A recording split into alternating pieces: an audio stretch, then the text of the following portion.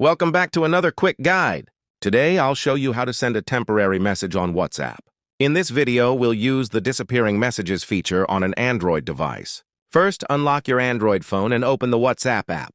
Head to the Chats tab, open the chat where you want to send a temporary message. Next, tap on the contact or group name at the top to open the chat info. Scroll down and tap on Disappearing Messages. If prompted, tap Continue.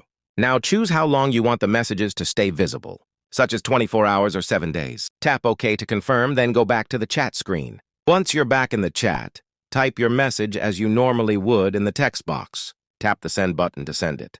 You'll notice a small clock icon or a message indicating that disappearing messages are enabled. The message will automatically delete itself after the selected time period. If you want to turn off temporary messages, go back to disappearing messages and select off.